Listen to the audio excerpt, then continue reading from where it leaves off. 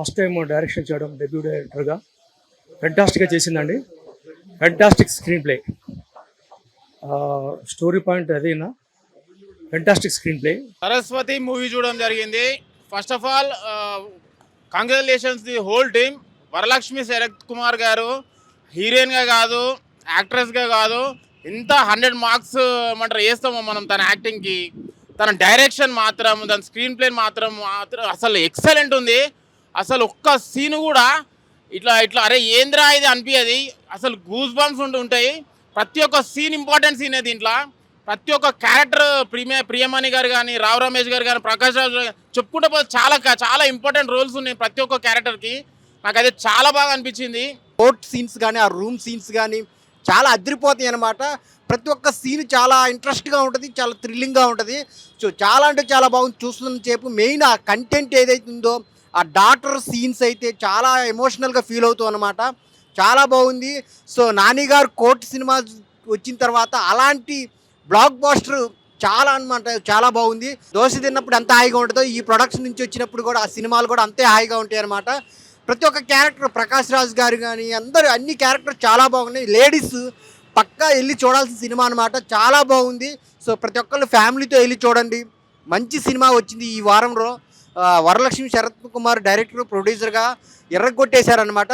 థియేటర్కి వచ్చి చూడండి. ఇప్పుడే భయ్యా సరస్వతి అనే సినిమా చూశాను భయ్యా. అయ్యో బాబాయ్, సినిమా చూస్తున్నంతసేపు వరలక్ష్మి శరత్ కుమార్ మీదే నా కళ్ళు అంతా పోయేది. డైరెక్టర్గా, హీరోగా, ప్రొడ్యూసర్గా, యాక్టర్గా అబ్బాబ్బా ఎన్ని భయ్యా ఏం టాలెంట్ భయ్యా, మల్టీ టాలెంటెడ్.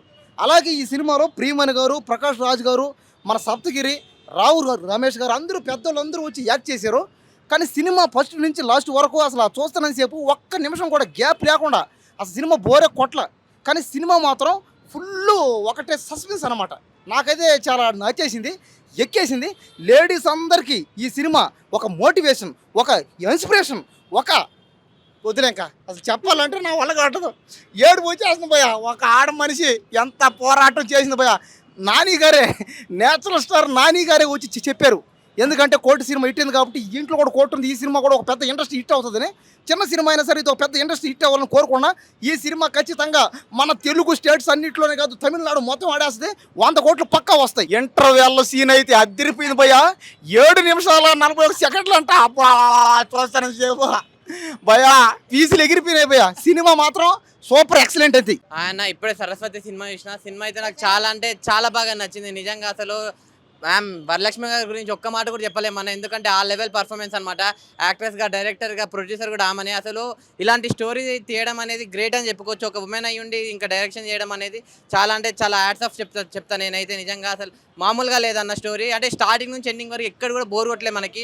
అంటే నెక్స్ట్ టైం అవుతుంది అని చెప్పి థ్రిల్లింగ్ అని అవన్నీ ఉన్నాయి. చాలా సస్పెన్స్ ఉంది సినిమా అయితే.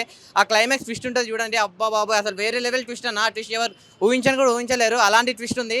ఇంకోటి అన్ఎక్స్పెక్టెడ్ హీరో అన్న. నిజంగా ఆ హీరో ఎవరబ్బా అని చెప్పి అనుకుంటూ ఉన్నా. ఆ హీరో కోసమే వచ్చిన అన్న సినిమాకి నిజంగా చెప్పాలంటే. ఆ హీరోని చూసి నిజంగా అసలు ఫిదా అయిపోయినా నేనైతే. నిజంగా వేరే లెవెల్ ఉంది. నెక్స్ట్ ఇంకా దోశ డైరీస్ అన్న. నిజంగా అంటే దోశ తిన్నప్పుడు ఎంత అయితే హాయిగా ఉంటుందో, ప్రశాంతంగా కడుపు నిండుతుందో, అలానే దోశ డైరీస్ చేసిన సినిమా కూడా వచ్చి చూస్తే అంత మంచిగా అంత హాయిగా ఉంటుంది అన్న. నిజంగా అసలు వేరే లెవెల్ ఉంది నిజంగా. అసలు ప్రకాష్ రాజ్ గారి యాక్టింగ్ అయితే అసలు ఏం చెప్పలేము. పౌడర్ నిర్మా సినిమా చూడకపోతే మీ కర్మ. 7 minutes 45 seconds సింగిల్ షాట్ ఉంటుంది భయ. నిజంగా పిచ్చి లేసిన గత్తర్ లేపినని చెప్పొచ్చు. చాలా చాలా అద్భుతమైన సీన్ అది.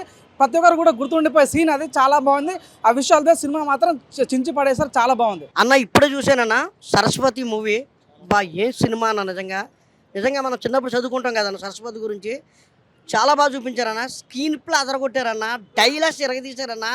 ఆ మేడం గారు మాత్రం వరలక్ష్మి శరత్ గారు మేడం డైలాగ్స్కు స్క్రీన్ ప్లే మాత్రం ఇరగదీసిందబ్బా. ఏముందా అన్న.